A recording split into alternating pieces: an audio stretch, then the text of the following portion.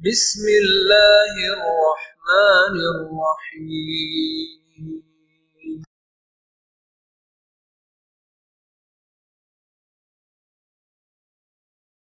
إلا الله وحده لا شريك له وأشهد أن محمدا عبده ورسوله أما بعد فإن خير الحديث كتاب الله وخير الهدي هدي محمد صلى الله عليه وعلى آله وسلم وشر الأمور محدثاتها وكل محدثة بدعة وكل بدعة ضلالة وكل ضلالة في النار.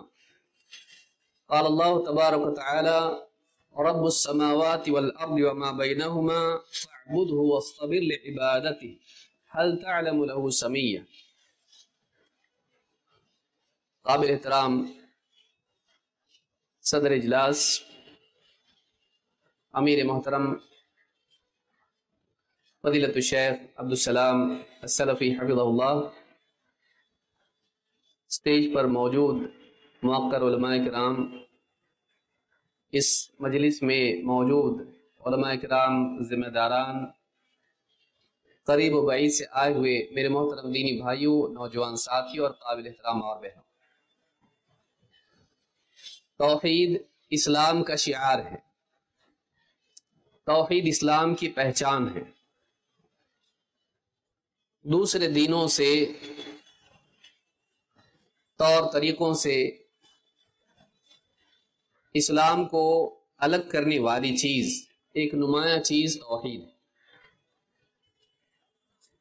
توحید سارے نبیوں کی دعوت ہے۔ جتنے بھی نبی آئے، جتنے بھی رسول آئے، ان سب کی اہم ترین مشترکہ دعوت توحید ہے۔ توحید کے بغیر نجات نہیں۔ ایک انسان اسلام میں داخل ہو تو سب سے پہلی چیز جو اس سے منوائی جاتی ہے وہ توحید۔ اشہد ان لا الہ الا اللہ، شہادتین میں پہلا حصہ توحید کا اقرار ہے۔ اور ایک انسان جب دنیا سے جاتا ہے، اس کی اس وقت کی سب سے بڑی ضرورت، نجات کا سب سے یقینی سبب توحید کا کلمہ ہے۔ من کان آخر کلامہ لا الہ الا اللہ دخل الجنہ، جس کا آخری کلمہ لا الہ الا اللہ ہو وہ جنت میں جائے گا۔ توحید انسان کی نہ صرف اخروی ضرورت ہے کہ آخرت میں کام آئے گی، بلکہ یہ دنیاوی ضرورت بھی ہے۔ دنیا میں صحیح زندگی گزارنے کے لیے، دنیا میں اللہ تعالیٰ کی مدد کا حقدار بننے کے لیے، دنیا میں غلبے اور نصرت کے پانے کے لیے، شیطان سے حفاظت کے لیے، صحیح سوچ کے لیے، اپنے آپ کو بگاڑ سے بچانے کے لیے، سکون قلب کے لیے توحید ضروری ہے۔ لیکن توحید کیا ہے؟ قرآن کریم کی اس ایک آیت میں جو میں نے پڑھی، اللہ رب العالمین نے تینوں چیزوں کو جمع کر دیا ہے جو توحید کی تین قسمیں ہیں۔ موٹے الفاظ میں توحید کیا ہے؟ توحید یہ ہے کہ ہم اللہ کے سوا کسی اور کو اپنا رب نہ مانیں، اللہ کے سوا کسی اور کو اپنا معبود نہ مانیں،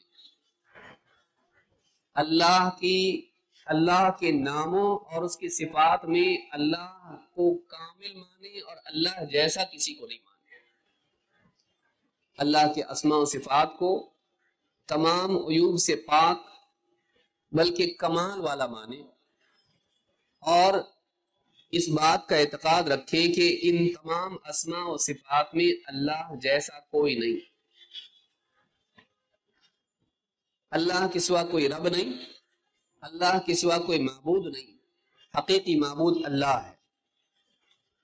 اور اللہ کے اسماء و صفات میں وہ منفرد ہے، یکتا ہے، اکیلا ہے، اس جیسا کوئی نہیں۔ نہ اس کے اسماء و صفات میں کوئی عیب ہے، نہ کوئی نقص ہے، بلکہ ہر اعتبار سے وہ خوبیوں والے اور کمال والے ہیں۔ ان تین چیزوں کے ماننے کا نام توحید ہے۔ علماء نے کہا کہ اس سے مراد تین قسمیں ہیں: توحید ربوبیت، توحید الوہیت اور توحید اسماء و صفات، ان تینوں قسموں کو قرآن کریم کی ایک آیت میں جمع کر دیا گیا ہے۔ اللہ تعالیٰ فرماتا ہے رب السماوات والارض وما بینہما فاعبدہ واصطبر لعبادتہ هل تعلم له سمیہ۔ اللہ تعالیٰ رب ہے آسمانوں کا، زمین کا، اور ان دونوں کے درمیان جتنی چیزیں، ان تمام چیزوں کا وہ رب ہے۔ یہ ہوئی توحید ربوبیت، اس کے سوا کوئی رب نہیں، ساری مخلوقات کا رب اللہ ہے۔ فَاعْبُدْهُ وَاصْطَبِرْ لِعِبَادَتِهِ، تو تو اسی کی عبادت کر اور اسی کی عبادت پر جمع رہ مرنے تک۔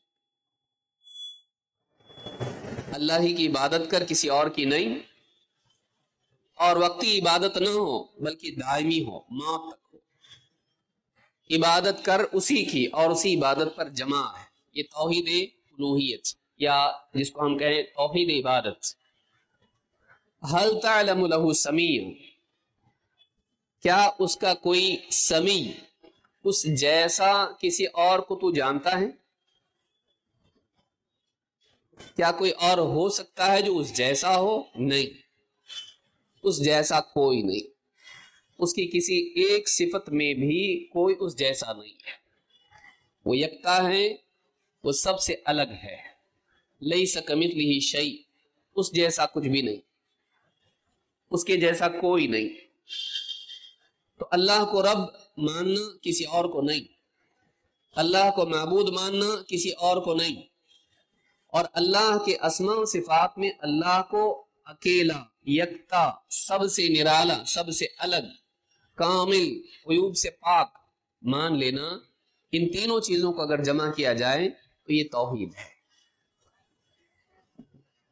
توحید صرف نجات کا ذریعہ نہیں ہے، بلکہ دنیا میں بھی توحید کے اثرات اور ثمرات انسان کی زندگی میں، انفرادی زندگی میں اور سماجی زندگی میں ظاہر ہوتے ہیں۔ توحید کی وجہ سے انسان کی اپنی ظاہری و باطنی زندگی بھی سنورتی ہے، اور اسی طرح سے سماج بھی بہتر بنتا ہے۔ اچھے سماج کا تصور توحید کے بغیر نہیں ہو سکتا۔ یہی وجہ ہے کہ ہر سماج کو سدھارنے کے لیے جب نبی اور رسول اللہ تعالیٰ کی طرف سے آئے تو انہوں نے بنیادی دعوت توحید کی دی، اس لیے کہ اگر توحید زندگی میں آ جائے تو اس کے نتیجے میں بہت ساری خیر اور خوبیاں سماج میں آتی ہیں۔ لیکن اگر سماج سے توحید ہی نکل جائے اور لوگ شرک کرنے والے ہو جائیں یا اللہ کا انکار کرنے والے بن جائیں تو ایسا سماج آخرت کے اعتبار سے تو گناہگار برباد ہوتا ہی ہے، ایسا سماج اللہ کے عذاب کا حقدار بھی بن جاتا ہے، اور ایسا سماج کبھی کامیاب نہیں ہو سکتا۔ لہذا سماج سدھار کے لیے باقی ساری چیزیں اپنی جگہ پر ہیں۔ اگر ہم چاہتے ہیں کہ سماج بہتر بنے تو ساری اصلاح توحید سے شروع ہوتی ہے، اس بات کو جان لینا چاہیے۔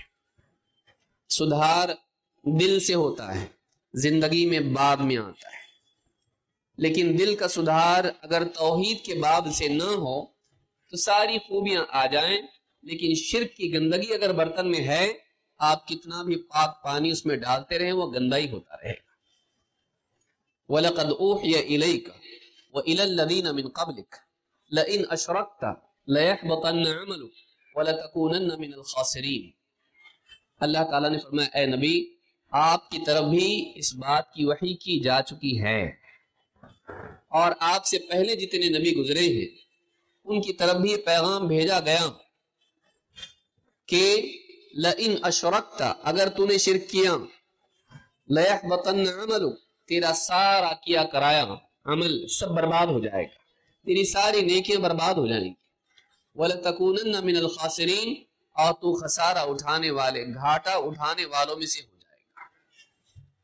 معلوم ہے کہ جتنی بھی بھلائیاں ہیں، اگر زندگی میں توحید کی بھلائی نہ ہو، اگر زندگی میں شرک ہو تو ساری بھلائیاں بے معنی ہیں، بلکہ اللہ کی میزان میں تلنے لائق نہیں ہے، وہ برباد کر دی جائیں گی، اللہ اس کو برباد کرے گا۔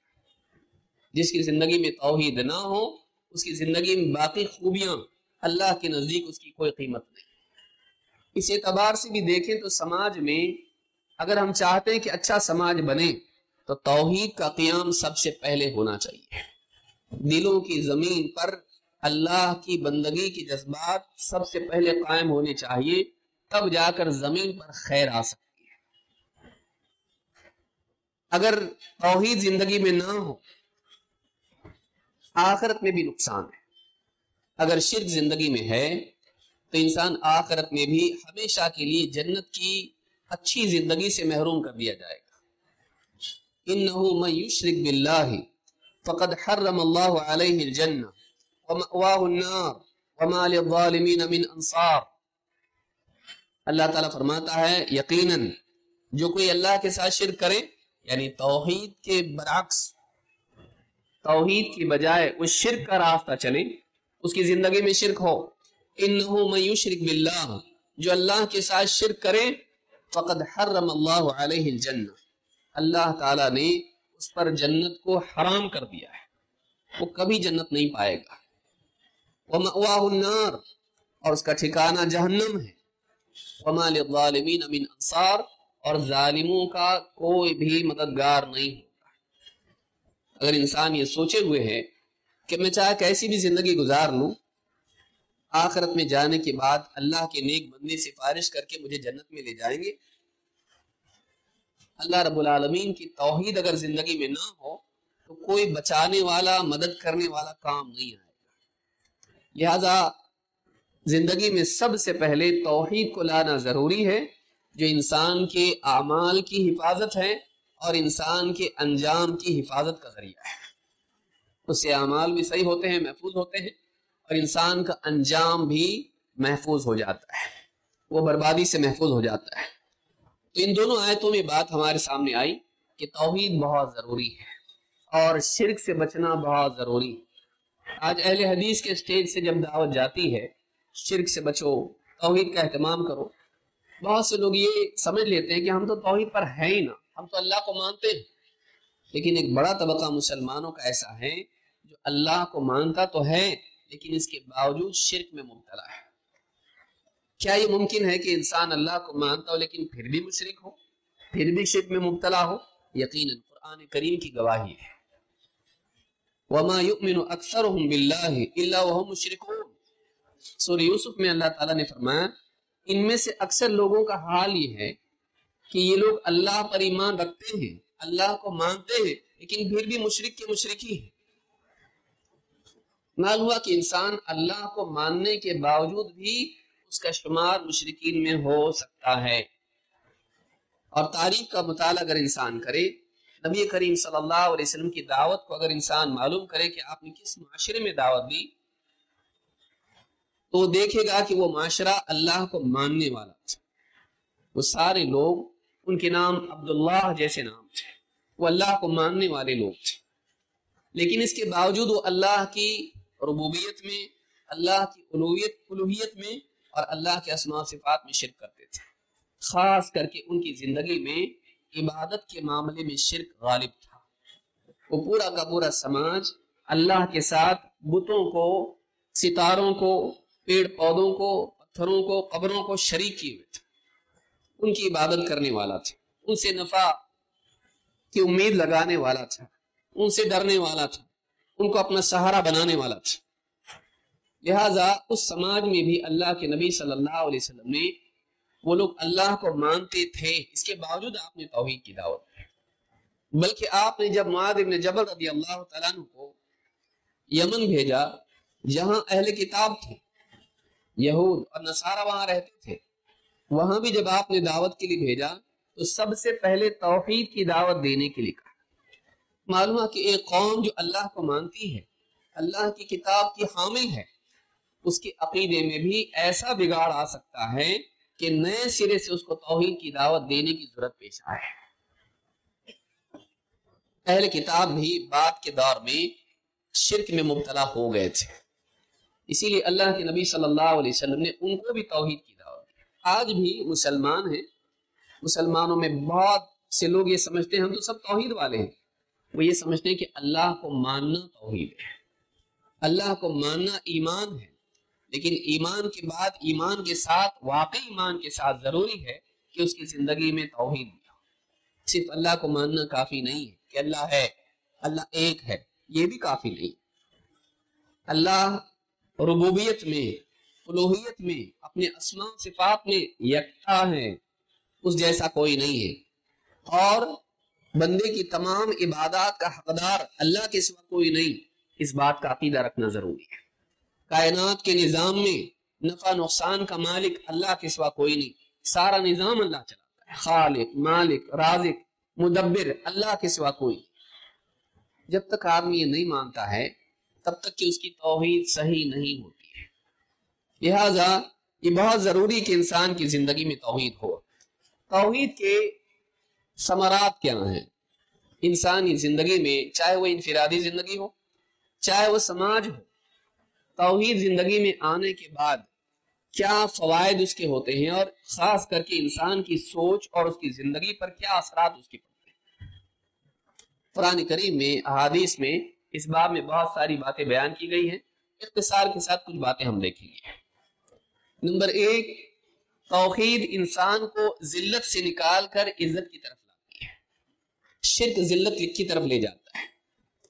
شرک انسان کو خالق کی بجائے مخلوق کے آگے جھکنے والا بناتا ہے، مخلوق کا محتاج بناتا ہے، حتیٰ کہ انسان کی عقل کا اتنا زوال ہو جاتا ہے کہ وہ اپنی ہی بنائی ہوئی چیزوں کو پوجنے لگ جاتا ہے۔ جس چیز کا وہ خود بنانے والا ہے، وہ اپنے بنانے والے کو چھوڑ کر اپنی بنائی ہوئی چیزوں کی عبادت کرنے لگ جاتا ہے۔ شرک عقل کا زوال ہے، شرک ذلت کا باب ہے، دروازہ ہے۔ توحید انسان کو ذلت سے نکالتی ہے اور اس کی عقل کو ترقی دیتی ہے، اس کو صحیح سمجھ دیتی ہے، وہ ذلت سے نکل کر عزت کے راستے پر آتا ہے۔ اسی لیے آپ دیکھیں گے کہ ابراہیم علیہ السلام نے جب اپنی قوم کو دعوت دی تو کہا اتعبدون ما تنحتون، کیا تم ایسوں کی عبادت کرتے ہو جنہیں تم اپنے ہاتھوں سے گھڑتے ہو؟ تم اپنی ہی بنائی ہوئی چیز جو تمہارے بنانے کی محتاج ہو، اپنے وجود میں تمہاری محتاج ہو، اس کو بنانے کے بعد تم اس کے محتاج بن جاتے ہو۔ یہ انسان کی عقل کا زوال ہے کہ وہ اپنی ہی بنائی ہوئی چیزوں کو پوجنے لگے۔ اسی لیے ابراہیم علیہ السلام نے ان سے عقل کی نفی کی، کہا اف لکم ولما تعبدون من دون اللہ، افسوس ہے تم پر اور ان پر بھی جن کو تم اللہ کے سوا پوجتے ہو، اللہ کے سوا ان کی عبادت کرتے ہو۔ افلا تعقلون، کیا تمہارے پاس عقل نہیں؟ کیا تم عقل سے کام نہیں لیتے؟ عقل تو استعمال کرو کہ یہ اپنے وجود میں تمہارے محتاج ہیں، نفع نقصان کے مالک نہیں ہیں، لیکن پھر بھی تم ان سے نفع نقصان کی امید لگاتے ہو اور ان کو اللہ کے برابر کرتے ہو، جس نے آسمان و زمین کو پیدا کیا، جو کائنات کا نظام چلا رہا ہے، اور اس کے برابری کا کوئی نہیں ہے۔ شرک انسان کی عقل کو ذلت کے راستے پر ڈال دیتا ہے، خود انسان کو ذلیل کر دیتا ہے۔ توحید انسان کی عقل کو ترقی دیتی ہے۔ اسی لیے آپ دیکھیں گے کہ اسلام سے پہلے، محمد رسول اللہ صلی اللہ علیہ وسلم کی دعوت سے پہلے، سارا سماج فطرت پرستی میں لگا ہوا تھا، پیڑوں کو، ستاروں کو، پتھروں کو، اور نہ جانے کن کن چیزوں کو، جانوروں کو، ان کو پوجنا انسانیت میں تھا۔ جب اسلام آیا، یہ ساری چیزیں، سورج، چاند، ستارے، قرآن کریم میں بتایا گیا، اسلام کی تعلیمات میں بتایا گیا، یہ سب تمہارے لیے پیدا کیے گئے، تمہارے خادم ہیں، یہ تمہارے لیے کام کر رہے ہیں، یہ اللہ کے حکم کے تابع ہیں، یہ قانون میں بندھے ہوئے ہیں، یہ تمہاری تقدیر بناتے بگاڑتے نہیں ہیں۔ اگر آدمی تاریخ کا مطالعہ کرے دیکھے گا کہ اسلام کے بعد فطرت پرستی ختم ہو کر سائنس کا دور شروع ہوا، اور مسلمانوں نے تحقیقات کی، اور یہ سائنس کی ترقی مسلمانوں سے انگریزوں میں گئی۔ بدقسمتی سے آج ہم پیچھے ہو گئے، لیکن ہم ان سے پہلے تھے، آگے تھے۔ کیوں؟ اس لیے کہ دنیا اندھیرے میں پڑی ہوئی تھی، پیڑوں کو، ستاروں کو، سب کو پوجنے میں لگی ہوئی تھی۔ اسلام جب آیا تو اسلام نے لوگوں کو بتایا یہ تمہارے رب نہیں ہیں، سورج چاند ستارے تمہارے رب نہیں ہیں، یہ تمہارے خادم ہیں، یہ قانون میں بندھے ہوئے ہیں، ان کو بنانے والا اللہ ہے، ان کو چلانے والا اللہ ہے، ان کو کنٹرول کرنے والا اللہ ہے، یہ ضابطے کے پابند ہیں۔ وہ ضابطہ کیا ہے پھر؟ اس ضابطے کی تلاش میں سائنس کی تحقیقات آگے بڑھی اور ساری چیزوں کو اس نگاہ سے دیکھا جانے لگا جو تحقیق کی نگاہ ہوتی ہے۔ اسلام نے انسان کو جہالت اور ذلت سے نکالا۔ یہ توحید کی طاقت تھی جس سے انسان اس گمراہی کے دلدل سے نکل کر ہدایت کے راستے پر آیا، اور نہ صرف ہدایت کے راستے پر بلکہ عقل اور ترقی کے راستے پر آیا، سائنس کے راستے پر آیا۔ تو یہ بہت بڑی چیز ہے جو سماج کو توحید دیتی ہے۔ دوسری چیز، توحید کے ذریعے سے انسان کی نہ صرف عقل کو جلا ملتی ہے بلکہ اس کے دل کو سکون بھی ملتا ہے۔ ایک انسان زندگی کے مسائل میں جب اپنے اوپر اعتماد کرتا ہے تو ٹوٹ جاتا ہے، کیونکہ انسان کمزور ہے، وَخُلِقَ الْإِنسَانُ ضَعِيفًا۔ اپنے اطراف جو اسباب ہوتے ہیں ان پر نگاہ رکھتا ہے، اسباب کبھی ساتھ کام دیتے ہیں، ساتھ دیتے ہیں، کبھی نہیں بھی دیتے ہیں، وہ خود کمزور ہوتے ہیں۔ لیکن جب انسان اللہ رب العالمین پر بھروسہ کرتا ہے، اس کے بارے میں اس کا عقیدہ یہ ہوتا ہے کہ وہ ساری کائنات کا رب ہے، سارے خزانے اس کے پاس ہیں، وہ جو چاہے کر سکتا ہے، وہ دعاؤں کو سنتا ہے، میری تکلیف کو جانتا ہے، دور کر سکتا ہے، میری دعاؤں کو سنتا ہے، میرے دل کا حال جانتا ہے، میرے مرض کی شفا اس کے پاس ہے، میرے مسائل کا حل اس کے پاس ہے، وہ رحیم ہے، اس جیسا کوئی نہیں، کبھی دھوکہ نہیں دیتا ہے، وعدہ خلافی نہیں کرتا ہے، اس کی نصرت کے مقابلے میں سارے دشمنوں کی سازشیں فیل ہیں۔ جب یہ عقیدہ اس کا بنتا ہے، اس کے دل میں قوت پیدا ہوتی ہے، سکون پیدا ہوتا ہے، اور اللہ سے جڑنے کے بعد، اللہ پر یقین کرنے کے بعد، اللہ سے امیدیں باندھنے کے بعد اس کے دل میں ایک قسم کا سکون پیدا ہو جاتا ہے، اطمینان پیدا ہو جاتا ہے۔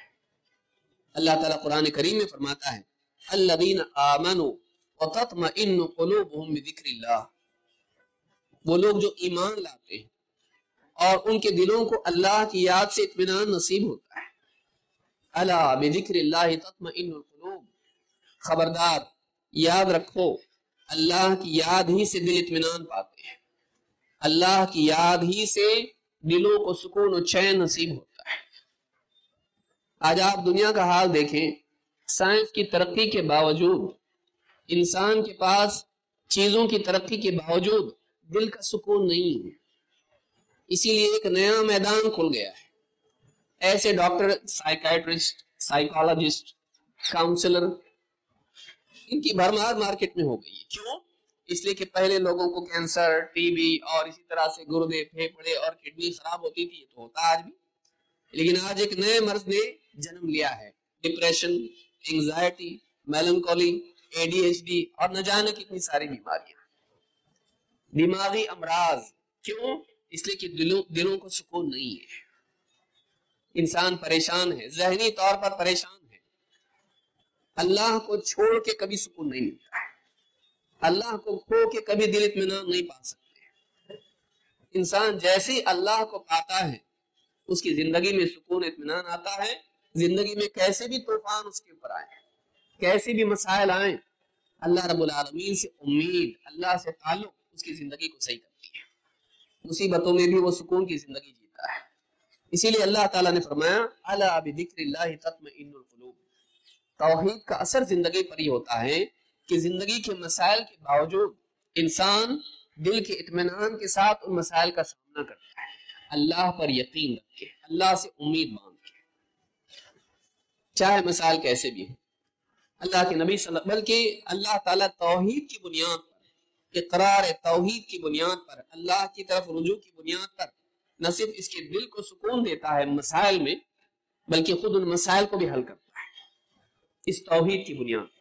اللہ کے نبی صلی اللہ علیہ وسلم فرماتے ہیں من اصابہ ہم او غم او سقم او شدت، جس انسان کے اوپر فکر و غم کے حالات آئیں یا بیماری اور شدت کے حالات آئیں اور وہ اس وقت میں کہے اللہ ربی لا شریک لہ، اللہ میرا رب ہے، لا شریک لہ، اس کا کوئی شریک نہیں، اللہ میرا رب ہے، اس کا کوئی شریک نہیں، بس اس کلمے کا اقرار کرے دل کے یقین کے ساتھ۔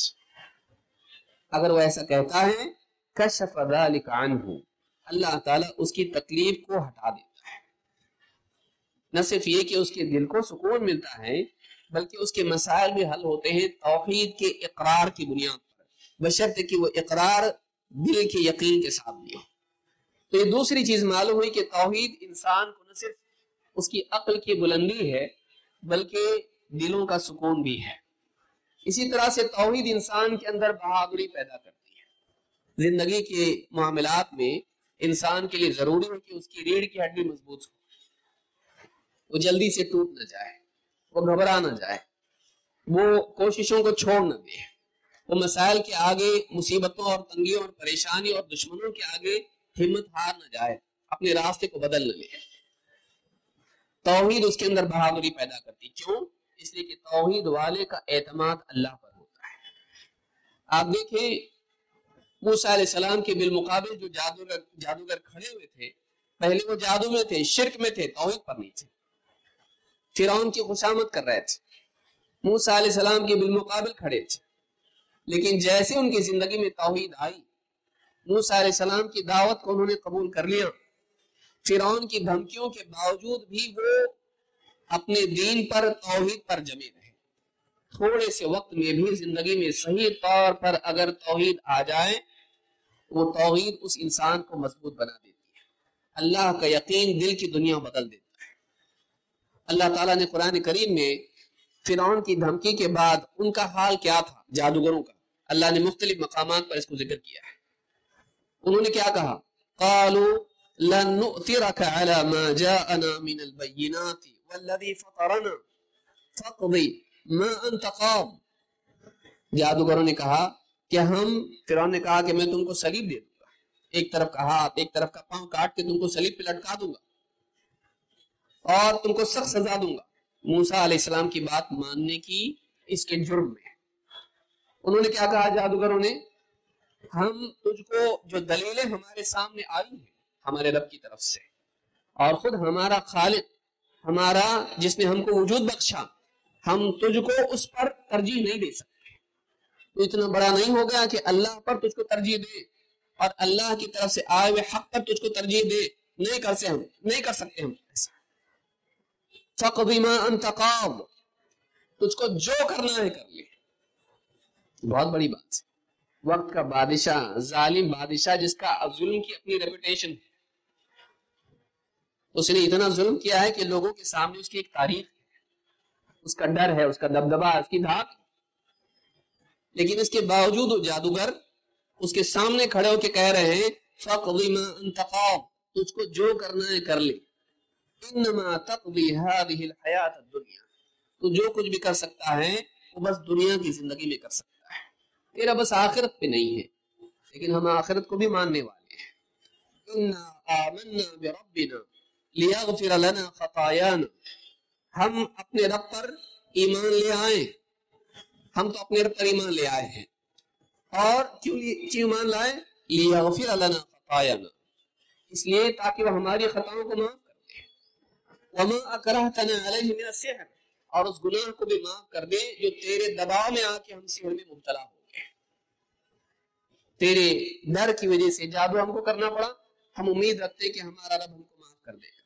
وَاللَّهُ خَيْرٌ وَأَبْقَى، اللہ بہتر ہے تیرے مقابلے میں، زیادہ باقی رہنے والا ہے، ہمیشہ باقی رہنے والا ہے، تو تھوڑی نا ہمیشہ باقی رہنے والا ہے، تیرے پہلے بھی تھے، تیرے بعد بھی آئیں گے۔ ہم باقی پر فانی کو ترجیح نہیں دے سکتے، ہم بہتر کے مقابلے میں گھٹیا کو نہیں چن سکتے، ہم عدل کرنے والے، رحم کرنے والے کے مقابلے میں ظالم کو نہیں چن سکتے۔ اب دیکھیں تھوڑی سی دیر میں موسیٰ علیہ السلام کی طرف سے جب دعوت ان کے سامنے پہنچی اور انہوں نے حق کو قبول کر لیا، تو وہی لوگ جو خوشامد کر رہے تھے ان کے اندر سے دوسرے لوگ نکلے، ایک دوسری شخصیت سامنے آ گئی، ایمان والی، لیکن وہ ایمان کیسا تھا؟ حقیقی ایمان، اور ان کی زندگی میں بہادری پیدا ہو گئی۔ ایسے کتنے واقعات تاریخ میں ہیں، لمبا واقعہ نبی صلی اللہ علیہ وسلم کا، آپ کا خود کا واقعہ ہے۔ مشرک آیا، آپ پیڑ کے نیچے سائے میں لیٹے ہوئے تھے، آپ کی تلوار لٹکی ہوئی تھی، آ کے اس نے تلوار نکال کے کہا ڈر لگتا ہے؟ نبی صلی اللہ علیہ وسلم بیدار ہو گئے، کہا ڈر لگتا ہے؟ کہا نہیں۔ کہا کون بچائے گا؟ کہا اللہ۔ اس کے ہاتھ سے تلوار گر گئی، آپ نے تلوار اٹھائی، کہا اب تم کو کون بچائے گا مجھ سے؟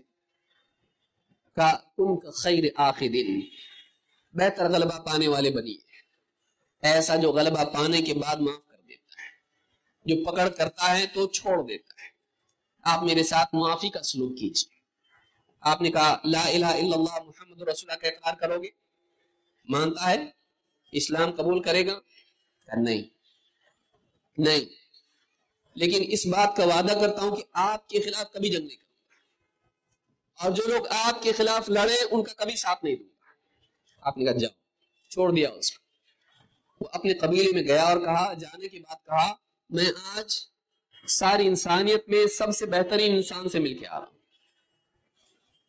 اس واقعے میں آپ دیکھیے نبی صلی اللہ علیہ وسلم لیٹے ہوئے ہیں، نیند سے بیدار ہوئے، دیکھ رہے میری تلوار کسی اور کے ہاتھ میں، اور وہ پوچھ رہا ہے ڈر لگتا ہے، کون بچائے گا؟ توحید دل میں کوٹ کوٹ کے بھری ہوئی ہے، آپ توحید کے معلم ہیں، آپ نے ایک ہی لفظ میں کہا اللہ مجھ کو بچائے گا۔ آپ کی بات کی حیوت، جس طرح سے آپ نے جواب دیا، اس کے اوپر اثر یہ ہوگا کہ اس کے ہاتھ سے تلوار چھوٹ گئی، آپ نے تلوار اٹھائی۔ یہ توحید ہے جو برے سے برے حالات میں بھی انسان کو مضبوطی سے قائم رکھتی ہے۔ حالات ہر انسان پر دنیا میں آئیں گے، لقد خلقنا الانسان فی کبد، انسان مشقتوں ہی میں پیدا ہوا ہے، زندگی میں آتا رہے گا۔ نبلوکم بالشر والخیر فتنہ، ایک کے بعد ایک حالات آتے رہیں گے اچھے برے۔ ان حالات میں مخالفین، دشمن، سازشیں کرنے والے، کبھی سیاسی اعتبار سے، کبھی سماجی اعتبار سے، کبھی قومیت کے اعتبار سے، کبھی کسی اور اعتبار سے دشمنیاں ہوں گی۔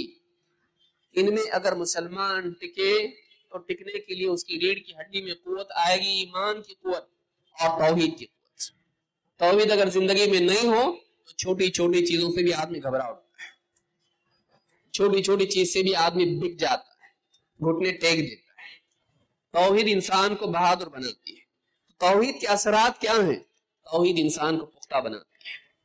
4، توحید انسان کو نہ صرف دشمنوں سے بچاتی ہے، بڑے دشمن شیطان سے بھی محفوظ کرتی ہے۔ یہ ہمارا ابدی دشمن ہے جو کبھی اپنی دشمنی سے رجوع نہیں کرے گا، چاہے آپ کتنا ہی اچھا اخلاق اس سے بڑھتے ہیں، وہ ہمیشہ کے لیے دشمن ہے۔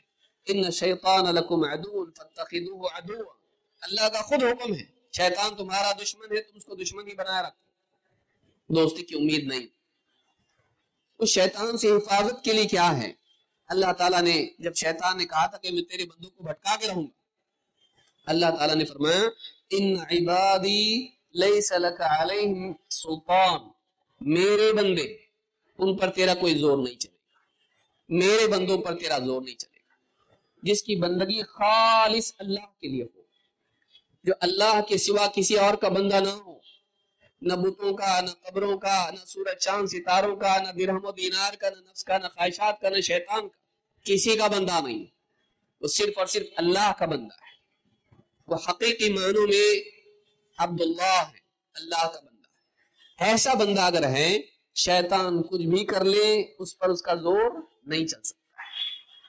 بلکہ اللہ کے نبی صلی اللہ علیہ وسلم فرماتے ہیں اذا خرج الرجل من بیتہ، جب بندہ اپنے گھر سے باہر نکلے، فقال بسم اللہ توکلت علی اللہ لا حول ولا قوة الا باللہ، گھر سے نکلتے وہ کہے بسم اللہ توکلت علی اللہ، میں نے بسم اللہ، اللہ کے نام سے نکلتا ہوں گھر سے، اور اللہ پر میں نے بھروسہ کیا، لا حول ولا قوة الا باللہ، اللہ کے سوا نہ کوئی حول ہے تغیر کرنے والا اور نہ قوت ہے، لا حول ولا قوة الا باللہ، اللہ کے سوا نہ کوئی حالات کو بدل سکتا ہے، نہ کچھ کرنے کی قوت دے سکتا ہے، اللہ کی توفیق سے ہی یہ ملتی ہے۔ یقال حینئذ، جب وہ ایسا کہتا ہے تو اس سے کہا جاتا ہے اللہ کی طرف سے ہدیت وکفیت ووقیت، تجھ کو ہدایت دے دی گئی، تیرے لیے کفایت کر دی گئی، اور تیرے لیے حفاظت دے دی گئی۔ ہدایت، کفایت اور وقایہ، حفاظت۔ آپ فرماتے فتنحى له الشیاطین، اس سے شیطان بالکل چھٹ کے دور ہو جاتے ہیں۔ فیقول له شیطان آخر، ان شیاطین میں سے ایک شیطان کہتا ہے کیف لک برجل قد ہدی وکفی ووقی، ایک شیطان دوسرے شیطان سے کہتا ہے تیرا اس پر کیا زور چل سکتا ہے جبکہ اسے ہدایت دی جا چکی ہے اور اس کے لیے کفایت اللہ کی طرف سے کی جا چکی ہے، اللہ اس کے لیے کافی ہو گیا ہے اور اللہ کی حفاظت بھی اس کو مل گئی ہے، اب کیا زور چل سکتا ہے اس پر؟ اس حدیث کو امام ابو داؤد النسائی نے روایت کیا ہے۔ اس حدیث سے معلوم ہوتا ہے کہ جب انسان اپنے آپ کو اللہ کی حفاظت میں دے دیتا ہے اور توحید کا اہتمام کرتا ہے، اللہ کا مقام کسی اور کو نہیں دیتا ہے، تو اللہ رب العالمین کی حفاظت اس کے لیے کام میں آ جاتی ہے، اس کے لیے حفاظت میسر ہو جاتی ہے۔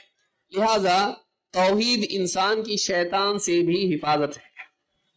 اسی طرح سے توحید سماج کے لیے اس اعتبار سے بھی ضروری ہے کہ سماج میں اکثر گناہ اللہ کو بھولنے کی وجہ سے آتے ہیں۔ جب آدمی کا یقین یہ ہو کہ میں جو کچھ کر رہا ہوں اللہ اسے دیکھ رہا ہے، اجالا ہو، اندھیرا ہو، تنہائی ہو، مجمع ہو، پہاڑ ہو یا بازار ہو، رات کی تنہائی ہو یا دن کا اجالا ہو، مسجد ہو یا گھر ہو، اللہ تعالیٰ مجھ کو دیکھتا ہے، میری باتیں سنتا ہے، میرے دل میں اٹھنے والے جذبات اور خیالات کو جانتا ہے۔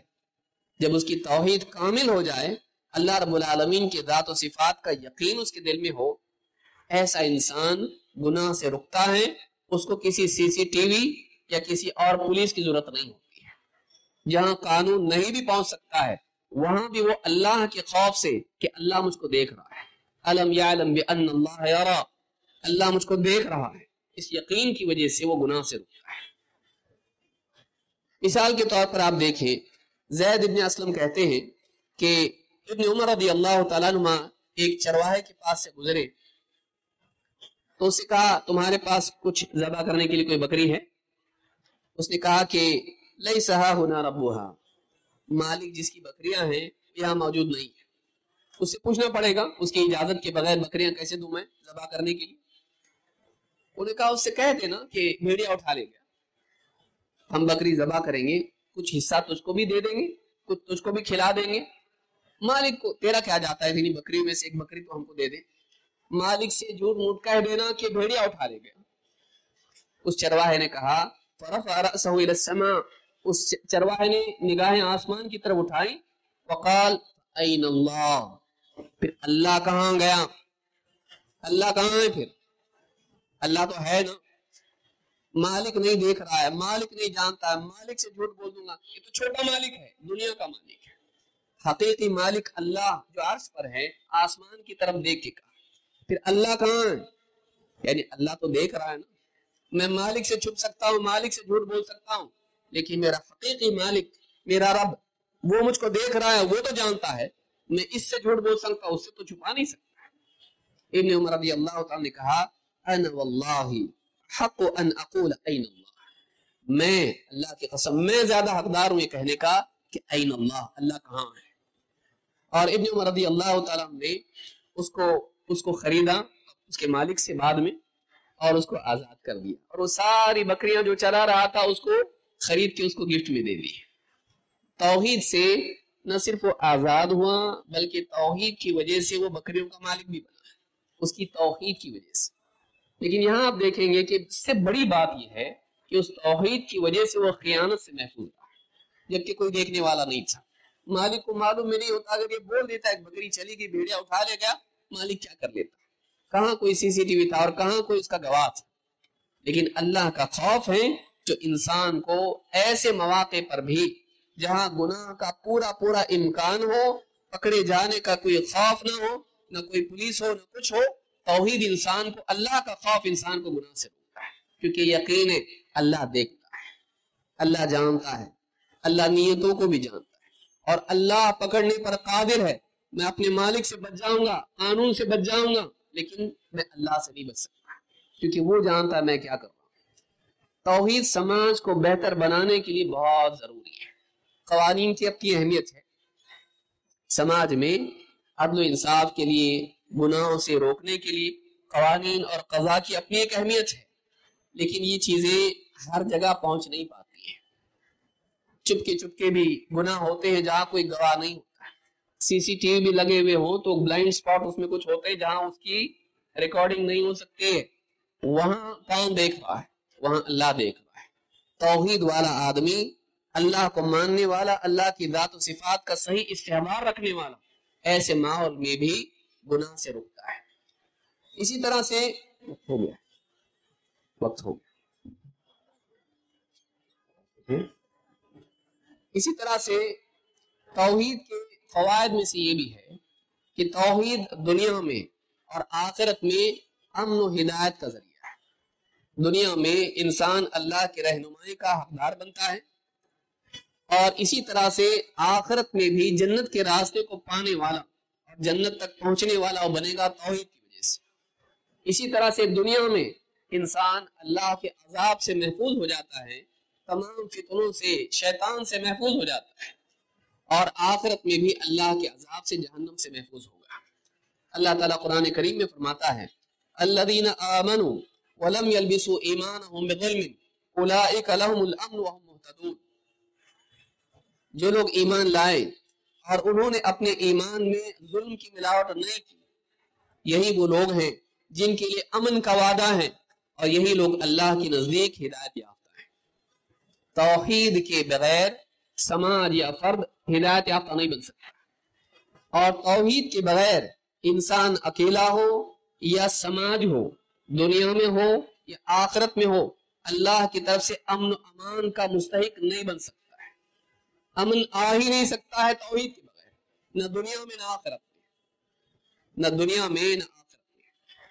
بھئی کوئی کہے کہ نہیں امن آ سکتا ہے کیونکہ قوانین ہے، پولیس ہے، اگر پولیس والا ہی اگر کوئی کرپٹ ہو جائے تو آپ کیا کر سکتے ہیں؟ اللہ کا خوف اس کے دل سے نکل جائے، وہ ظلم پر آمادہ ہو جائے، آپ کیا کر سکتے ہیں؟ سارے پولیس والے غلط نہیں ہوتے، لیکن کوئی غلط ہوتا بھی ہے۔ جج کوئی غلط ہو جائے آپ کیا کریں؟ آپ کے خلاف فتویٰ دے دیا، آپ کے خلاف فیصلہ دے دیا، آپ کیا کر سکتے ہیں؟ یہ اللہ کا خوف ہے جو قدرت کے باوجود انسان کو ظلم سے روکتا ہے، اور اللہ کے خوف اور ایمان اور توحید کے نتیجے میں سماج میں امن و امان ہوتا ہے۔ نہ صرف دنیا میں انسانوں کے راستے سے، بلکہ اللہ کی طرف سے بھی عذاب سے امان توحید کی بنیاد پر ملتی ہے، نہ صرف دنیا میں بلکہ آخرت میں بھی۔ لہذا توحید کے بغیر امن و امان نہیں، اور توحید کے بغیر انسان ہدایت یافتہ نہیں۔ اسی طرح سے آپ دیکھیں دنیا میں اقتدار کے لیے بھی توحید ضروری ہے، شرک سے بچنا ضروری ہے۔ اللہ تعالیٰ فرماتا ہے وعد اللہ الذین آمنوا منکم وعملوا الصالحات لیستخلفنہم فی الارض۔ اللہ نے وعدہ کر دیا ہے ان لوگوں سے، تم میں سے جو لوگ ایمان لائیں اور نیک اعمال کا اہتمام کرتے رہیں، ان سے اللہ تعالیٰ نے اس بات کا وعدہ کر دیا ہے لیستخلفنہم فی الارض، کہ اللہ تعالیٰ زمین میں انہیں خلیفہ بنائے گا، زمین میں دوسروں کا جانشین بنائے گا، اقتدار ان کو دے گا۔ کما استخلف الذین من قبلہم، ویسے ہی جیسے ان سے پہلوں کو اللہ تعالیٰ نے زمین میں اقتدار دیا تھا، پاور دیا تھا۔ وَلَيُمَكِّنَنَّ لَهُمْ دِينَهُمُ الَّذِي ارْتَضَىٰ لَهُمْ، اور اللہ تعالیٰ ان کے دین کو جسے اللہ نے پسند کر لیا ہے، ان کے لیے بقا اور ان کے لیے تمکین عطا کرے گا۔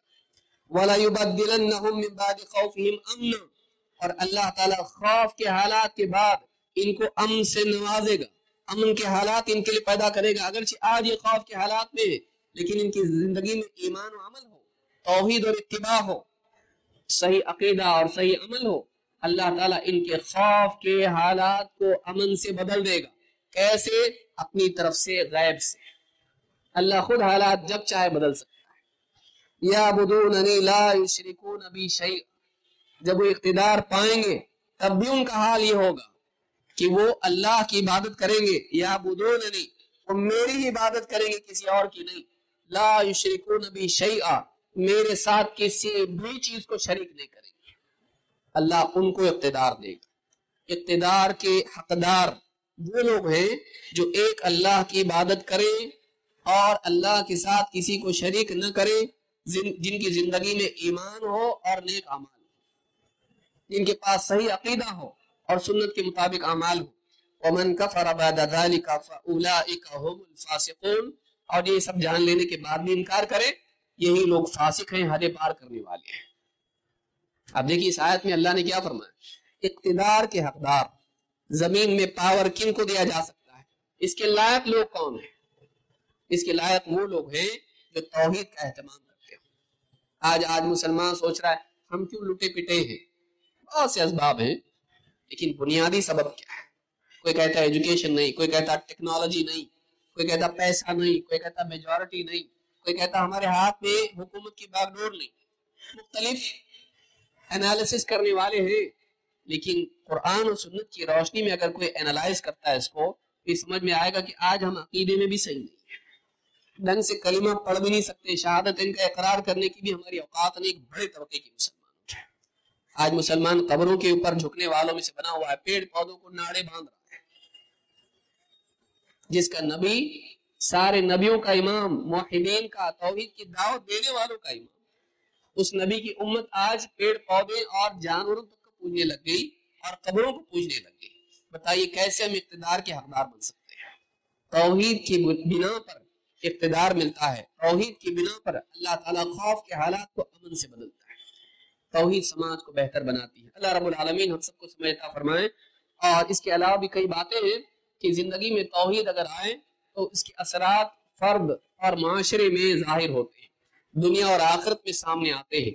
اللہ رب العالمین سے دعا ہے کہ ہم سب کو توحید پر جینے کی اور توحید ہی پر مرنے کی توفیق عطا فرمائے۔ اقول ھذا واستغفر اللہ لی ولکم۔